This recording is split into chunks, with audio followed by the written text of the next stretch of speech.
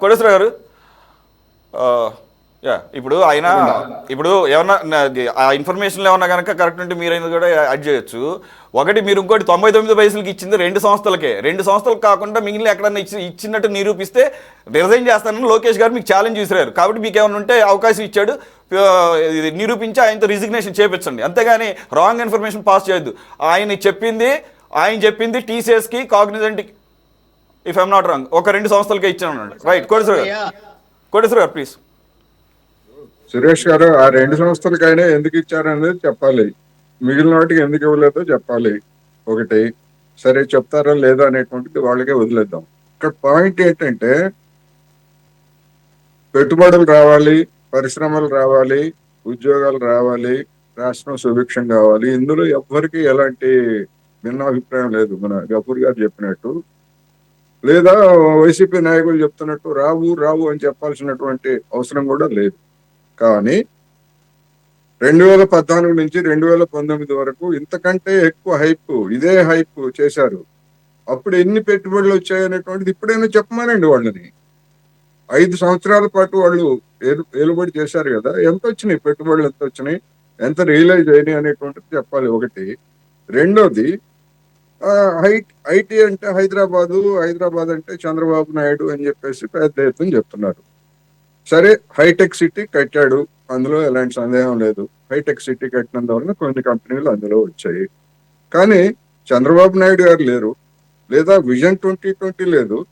కర్ణాటక హైదరాబాద్ కంటే IT hub గా పెరిగింది. తమిళనాడు చెన్నై ఐటీ హబ్ గా డెవలప్ అయింది. నోయిడా ఐటీ హబ్ గా తయారైంది. గురుగ్రామ్, పూణే. మరి ఇక్కడెక్కడ చంద్రబాబు నాయుడు కానీ లేదా అలాంటి వ్యక్తులు కానీ ఎవరు లేరు కదా. అక్కడ ఎందుకని అవి ఐటీ హబ్బులుగా తయారయ్యాయి?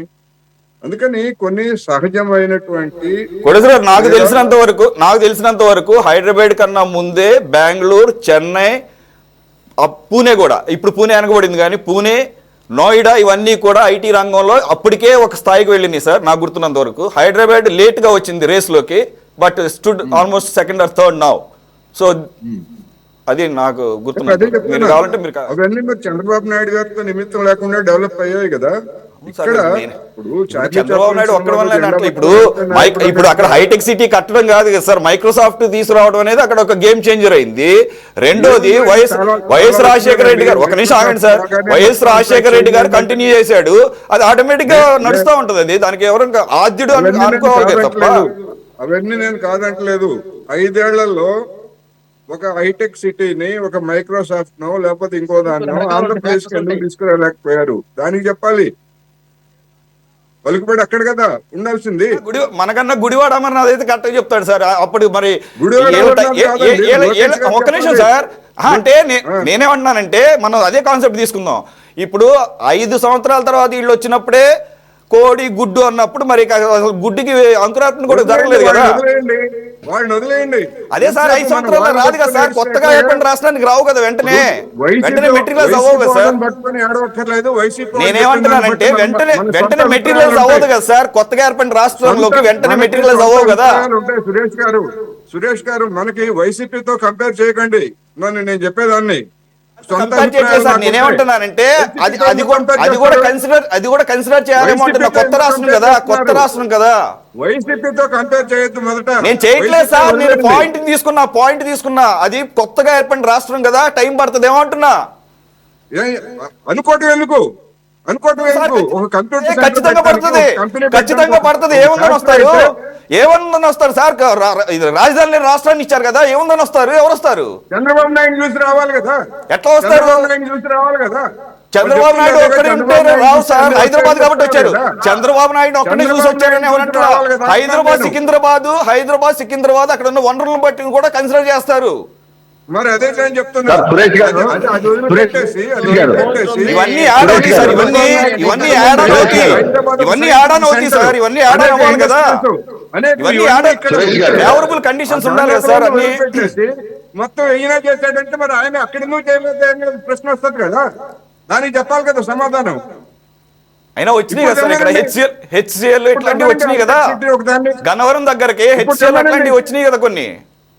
ఇప్పుడు ఏమి పరిస్థితి, హెచ్సిఎల్ పరిస్థితి ఏమొచ్చినాయి? హెచ్సిఎల్ లాంటివి వచ్చినాయి కదా సార్. ఇప్పుడు ఇప్పుడు ఎక్కడ ఉంది ఏమొచ్చినాయి గత 5 సంవత్సరాల ఎంతమంది దెబ్బకి? ఉద్యోగాలు వచ్చినాయి చెప్పండి. HCL రాలేదా? చెప్పండి. సురేష్ గారు, వైజాగ్ లో కూడా కొన్ని సురేష్ వచ్చినాయి గారు, కదా. ఎంతమంది ఉద్యోగాలు సురేష్ గారు. చేస్తున్నారో నాకు తెలియదు, చెప్పండి అంటున్నాను. మాకన్నా మీకే తెలుసు. అది ఎంత టైం పడుతుంది, కొత్త రాష్ట్రానికి సంబంధించి ఎవడబడితే ఆడు ఇబ్బడి ముంబడికి వస్తారు లేదని మాకన్నా మీకే ఎక్కువ తెలుసు కాబట్టి మీరే చెప్పాలి సార్. సో అది హైప్ ఎక్కువ చేసేస్తున్నారు. చెప్పండి.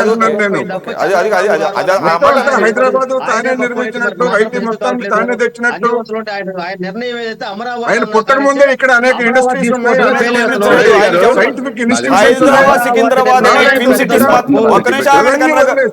హైదరాబాద్ సికింద్రాబాద్ అనే ట్విన్ సిటీస్ ని ట్విన్ సిటీస్ ని సైబరాబాద్ అనే సిటీ యాడ్ అయ్యి ట్రై సిటీస్ గా మారిన తర్వాత దాని రూపురేఖలు మారినాయి. అది ఓన్లీ బికాస్ ఆఫ్ ఐటీ. అది మనందరికీ తెలిసిన విషయమే. దానికి ఆర్జుని చంద్రబాబు నాయుడు అయితే దాన్ని క్యారీ ఫార్వర్డ్ చేశారు. వైఎస్ రాజశేఖర రెడ్డి గారు, కేసీఆర్ గారు క్యారీ ఫార్వర్డ్ చేశారు. ఇదే జగన్మోహన్ రెడ్డి గారు గనక అప్పట్లో మనకు పొరపాటున అయ్యి ఉంటే గనక ఆ పరిస్థితి కూడా ఉండేది కాదేమో అనిపిస్తోంది సార్.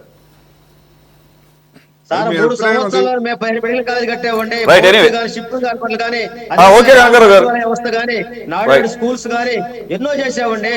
చేయలేదని ఎవరన్నారు సార్? చేయలేదని ఎవరన్నారు? మీరు చేయలేదని ఎవరన్నారు? మీరు దాంతో పాటు తోలేసినవి కూడా గుర్తున్నాయి. మీరు దాంతో పాటు తరివేసినవి కూడా గుర్తున్నాయి. ఆ లిస్ట్ కూడా మాట్లాడుకుందాం. Anyway, thanks for joining Kanakarao గారు, కోటేశ్వరరావు గారు, గఫూర్ గారు అండ్ గురుమూర్తి గారు. ఇది వాటి టాప్ డిబేట్. మరో అంశంతో మళ్ళీ కలుద్దాం. State into city 24/7.